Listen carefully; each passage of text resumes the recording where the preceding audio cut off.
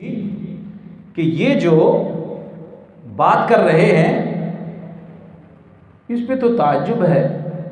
وہ ایک دوسرے سے کان کے اندر سر ایک دوسرے سے جہاں کھڑے ہوتے تو وہاں کہتے یار اتنی بڑی دنیا بنی ہے، کیا ایسا دن بھی آئے گا، ایسا دن بھی آئے گا کہ ہم مر جائیں گے، یہ دنیا فنا ہو جائے گی اور ہمیں معاشر کے دن ہم سے سوال ہوگا، پوچھا جائے گا۔ یہ ایک دوسرے سے خسر مسر کرتے تھے۔ مطلب کیا کہ وہ عجیب بات سمجھتے ہیں، لے ہے بھلا سانو ایک دفعہ پیدا کیتا، کیڑا ہے بندہ جڑا سانو مارے، کون ہے جو ہمیں موت دے اور کون ہے جو ہمیں دوبارہ زندہ کرے؟ پہلی گل تے کر دے اسی تے مرنا ہی نہیں۔ تو اس لیے میرے بزرگ اور دوستو، جب ہم یہ سورت پڑھیں، قرآن پاک پڑھیں، تو اس سے ہمیں سبق کیا ملتا ہے؟ اس سے ہمیں یہ سبق ملتا ہے حضرت، اپنے اندر غرور اور تکبر نہ پیدا کرنا، اپنے آپ کو کہیں بڑا نہ سمجھ لینا کہ مجھے تو کوئی پوچھنے والا نہیں ہے۔ نہیں، ایک دن آنا ہے، ایک دن آنا ہے تجھ سے پوچھا جائے گا اور تجھے سامنے کھڑا کر کے تجھ سے حساب کیا جائے گا۔ تو اس بات پہ یقین رکھ کے اللہ سے ڈرتے رہنا۔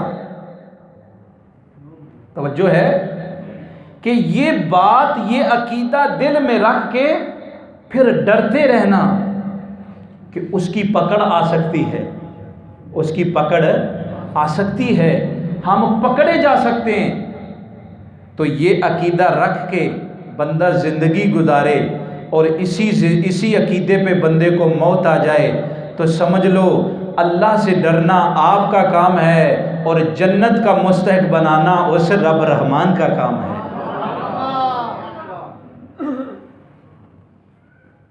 جنت بہت بڑا انعام ہے اور جنت ملے گی، ہمارے لیے بنائی ہے، مسلمانوں کے لیے بنی ہے، نیک لوگوں کے لیے بنی ہے تو ملے گی۔ تو کہا اگر جنتی بننا ہے، اگر آپ لوگوں نے جنت میں جانا ہے تو ایک ہی وظیفہ ہے، کیا؟ خوف خدا۔ کیا وظیفہ ہے؟ اللہ کا خوف۔ اگر آپ کے سینے میں اللہ کا خوف آ گیا تو سمجھے آپ کا بیڑا پار ہے، آپ کا بیڑا۔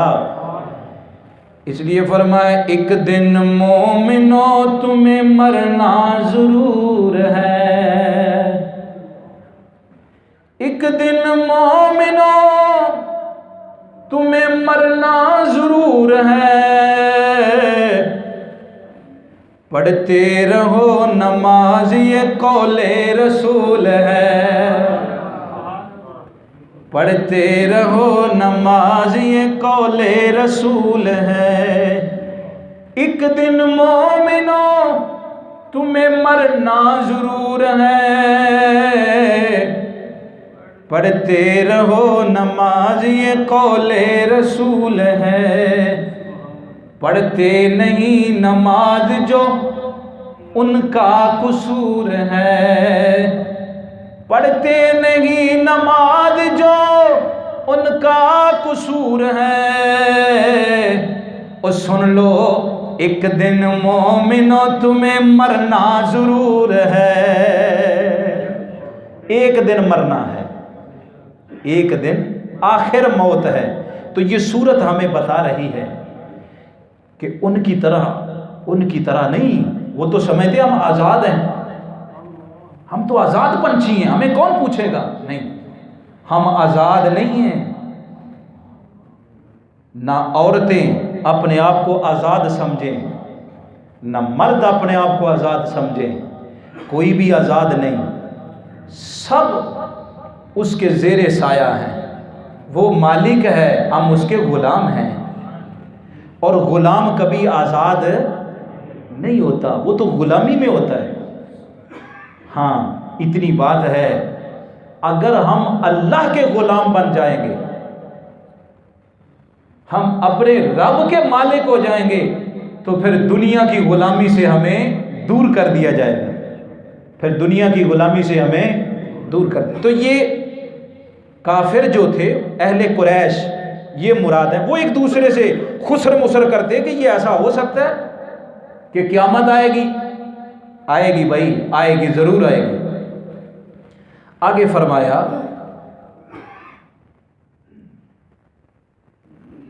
الذی ہم فیہ مختلفون، وہ اس میں اختلاف کرتے ہیں۔ کیا مطلب؟ فالمؤمنون یثبتونہ والکافرون ینکرونہ،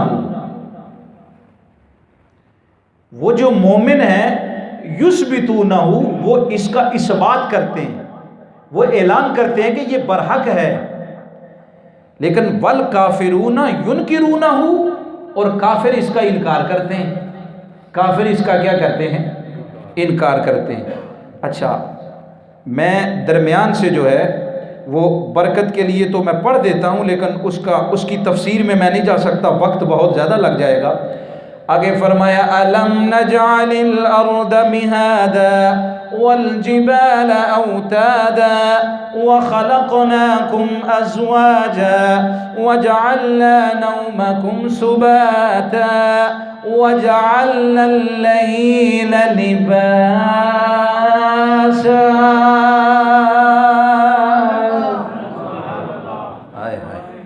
ایمان تازہ ہو جاتا ہے قرآن جب بندہ پڑھتا ہے نا، تو سنتا ہے، ایمان تازہ ہوتا ہے، تو بولیے سبحان اللہ۔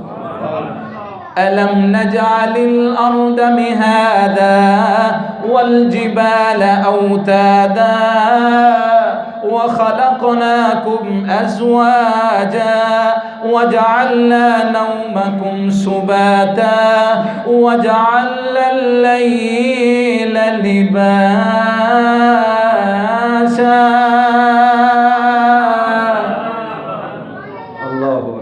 کیا فرمایا؟ أَلَمْ نَجْعَلِ الْأَرْضَ مِهَادًا، او قیامت دی ایڈی ویڈی خبر دا انکار کرنا لیو، اے منکرو، اے مکہ کے قریشی کافرو، تم اتنی بڑی خبر کا انکار کر رہے ہو۔ أَلَمْ نَجْعَلِ الْأَرْضَ مِهَادًا، جس زمین کے اوپر تم چلتے ہو، جس زمین کے اوپر تمہاری سکونت ہے، جس زمین کے اوپر تمہارے مکان ہیں، جس زمین کے اوپر تو ہمارا ساز و سامان ہے۔ أَلَمْ نَجْعَلِ الْأَرْضَ مِهَادًا، اس زمین کو بنانے والا کون ہے؟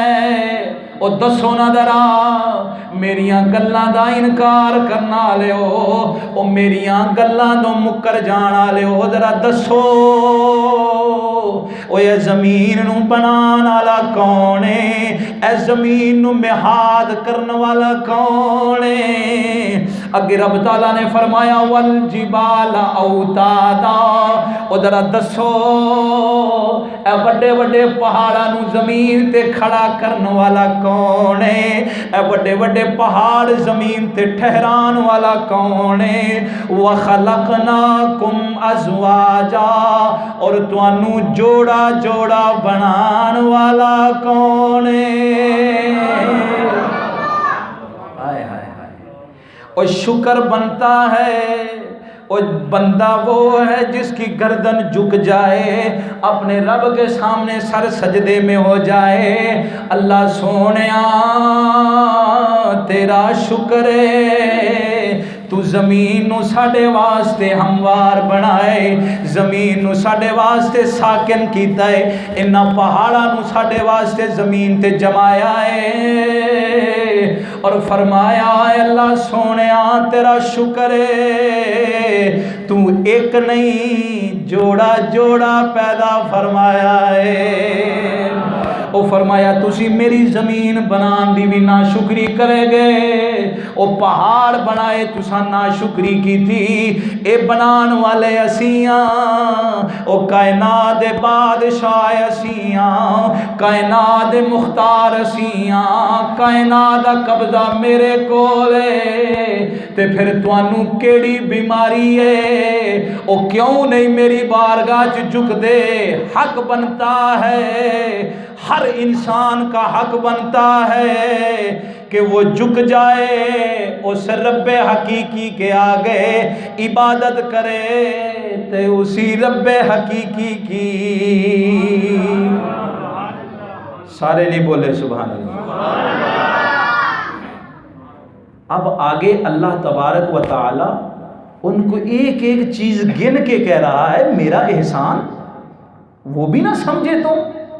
یہ زمین کو اللہ اکبر تمہیں جڑوا بنایا، یاد رکھیں اگر جوڑا نہ ہوتا تو نظام قدرت،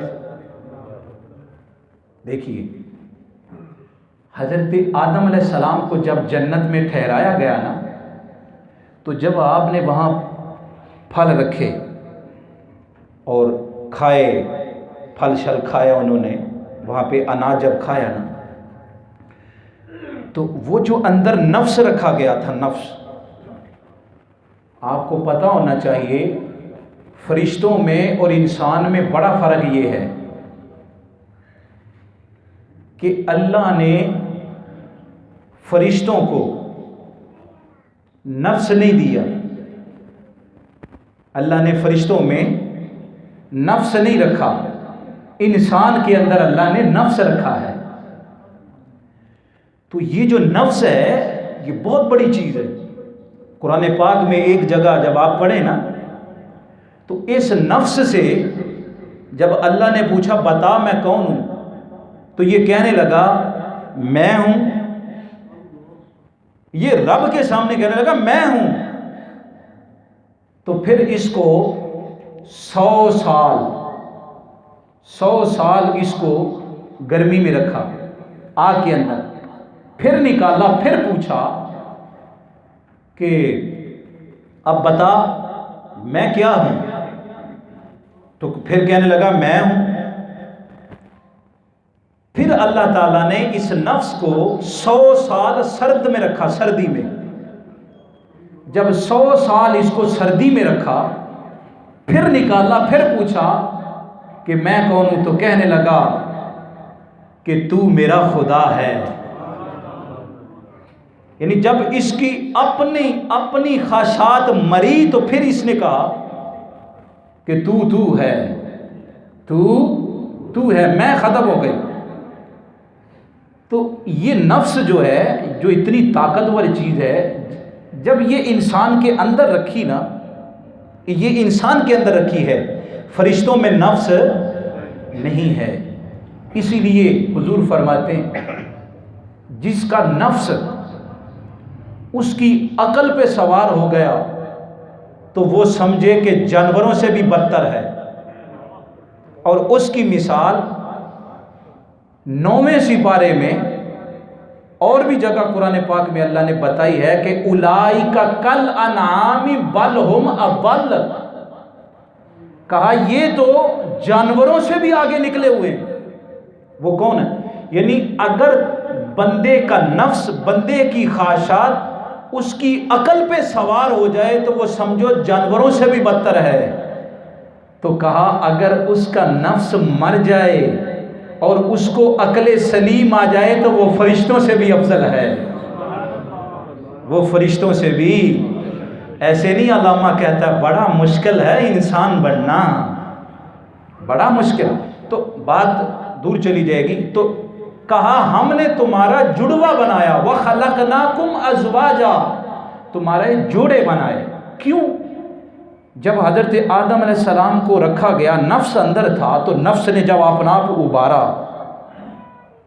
تو آپ تڑپنے لگے، غفلت طاری ہونے لگی، تو کہا رک میرے آدم، اسی نفس کو پورا کرنے کے لیے ہم تجھے ایک بیوی عطا کرتے ہیں، ایک بیوی عطا کرتے ہیں۔ تو پھر حضرت ام حوا سلام اللہ علیہا آپ کو پیدا کیا گیا اسی لیے تاکہ سکونت ملے مرد کو بیوی سے اور بیوی کو مرد سے۔ جی یہ دونوں کو اسی لیے فرمایا شکر کر خدا کا کہ اللہ نے تجھے واحد نہیں رکھا، اللہ نے تجھے جوڑا بنا کے رکھا ہے۔ فرمایا وَخَلَقْنَاكُمْ ازواجا، اور آگے فرمایا وجعلنا نومکم سباتا، اور ہم نے نیند بنائی کس لیے؟ سکون کے لیے. وجعلنا، اور ہم نے بنائی نومکم، تمہارے لیے نوم بنایا، سباتا، سکون. دیکھیں جس کو نیند نہیں آتی اس کی حالت خراب ہو جاتی. تو یہ جو نیند کا آ جانا ہے، اور پھر نیند بندہ سو کے اٹھتا ہے تو سکون ملتا ہے، تو یہ جو نیند کے بعد راحت آتی ہے، آہا، فرمایا اس کو بھی ایسے نہ سمجھ، یہ بھی تیرے اوپر اللہ کا بہت بڑا فضل ہے، یہ بھی تجھ پہ اللہ کا بہت بڑا فضل ہے. اور آگے فرمایا وَجَعَلْنَا اللَّيْلَ لِبَاسًا، اور ہم نے رات کو بنایا لباس، پردہ، چھپانے والی چیز. لباس بمانا چھپنا، یعنی یہ جو ہمارا جسم ہے اس کے اوپر لباس آتا ہے تو یہ چھپ جاتا ہے. تو فرمایا رات طاری کرتے ہیں تاکہ ساری چیزیں چھپ جائے اور تجھے سکون ملے. اور آگے جا کے فرمایا کہ دن بنایا ہے کام کاج کے لیے. تو آپ ذرا ہمارے اندر ذرا غور کریں، اپنے اندر. چونکہ یہ سورہ نبا جو ہے یہ حضور کی شان میں اتری اور یہودیوں نے اس کی مخالفت کی. انہوں نے کہا الٹ کرو، الٹ کرو. قرآن کا حکم ہے کہ رات کو سو جاؤ، لیکن تم الٹ کرو تاکہ شریعت محمدی کی مخالفت ہو. آخری بات بتا رہا ہوں، بڑی باتیں کی. انہوں نے کہا اس کا الٹ کرو، کیا؟ راتوں کو جاگو اور جب نماز کا وقت آئے تو سو جاؤ. ساری رات حضرت صاحب بازاروں میں، ہوٹلوں میں، ٹی ویوں میں گپ شپ لگتی ہے، اور یہ فیشن بن چکا ہے. اور اس کو کہتے ہیں ترقی یافتہ لوگ، اور انہیں بڑا شعور ہے. ساری رات جاگنا، ہوٹلوں میں، بازاروں کے چکر لگانے. لوگ سمجھتے ہیں یہ بڑی بڑی فیملیوں میں ہوتا ہے، بڑے باشعور لوگ ہوتے ہیں. اور جو بیچارہ غریب آدمی ہو، سچا سچا ہو، اور عشاء کی نماز پڑھتے ہی سو جائے، انہوں پتہ نہیں کی ہو گیا، یہ نماز پڑھتے ہیں انہوں موت پائی جاتی ہے تو سو ہی جاتے ہیں. یعنی انسانیت اس چیز کا نام نہیں کہ ساری رات جاگتے رہو. فرمایا یہ تیرا طریقہ یہودیوں کا طریقہ ہے. ایک ہے اس کی محبت میں جاگنا، اس کی رحمت میں جاگنا، ایک ہے بے تکا جاگنا. یہاں مطلق بات ہے. کہا رات تمہارے لیے ایسے نہیں بنائی کہ پھرتے پھرتے رہو، یہ تمہارے لیے لباس بنایا ہے. سو جاؤ اور صبح کیا کرو؟ اٹھو. حتی مطلع الفجر والفجر ولا یال عشر والشفع والوتر. اس فجر کی قسم ہے. کہا جب فجر پھیل جائے تو اٹھ. ساری رات سویا ہوا تھا، اب اٹھ کے سجدہ کر، اللہ کی بارگاہ میں شکر کر. اللہ نے تجھے نیند عطا کی ہے اور اب شکر کرے اللہ مجھے حلال روزی عطا فرما. اس لیے میرے بزرگ اور دوستو، آپ میں سے کتنے لوگ ہیں جو صرف جمعہ پڑھنے آتے ہیں، باقی نمازیں نہیں پڑھتے؟ آپ میں سے کتنے لوگ ہیں جو ساری رات جاگتے رہتے ہیں اور صبح فجر کے وقت وہ سو جاتے ہیں؟ آئیے، یہ طریقہ اسلام کی مخالفت میں ہے، یہ میرے نبی کی منشا کے خلاف ہے. آئیے ذرا رات کو سو جائیں اور تہجد کے وقت اٹھیں. لوگ کہتے ہیں جی بڑی پریشانی ہے، مصیبتیں نہیں جاتی. اٹھو ذرا، تہجد کے وقت اٹھو. تو بھی اٹھے، تیری فیملی بھی اٹھے. بخاری میں حدیث پاک ہے، فرمایا میاں اور بیوی ایک ہی کمرے میں اکٹھے اللہ کی بارگاہ میں سجدہ کر رہے. اس رات کے آخری وقت میں اللہ فرشتوں کی ایک جماعت بھیجتا ہے اور ان کے پاس ایک چادر، رحمت کی چادر ہوتی ہے. فرمایا میرے فرشتوں، ان کے اوپر رحمت کی چادر کا سایہ کر دو. یہ جب تک میری عبادت کرتے رہیں گے یہ دونوں سایہ رحمت میں رہیں گے. اٹھو مسلمانوں، اٹھو. یہ ہمارا معیار ہے. یہ نعرے لگانے سے، واہ واہ کرنے سے یہودیت نہیں مرے گی. قرآن پڑھنا ہے آپ نے، دین کو سمجھنا ہے آپ نے، مصطفیٰ کا غلام آپ نے بننا ہے. یہودیت خود مر جائے گی، وہ خود شکست ہو جائیں گے. کی محمد سے وفا تو نے تو ہم تیرے ہیں، یہ جہاں چیز ہے کیا لوح و قلم تیرے ہیں۔ اللہ ہمیں عمل کی توفیق عطا فرمائے۔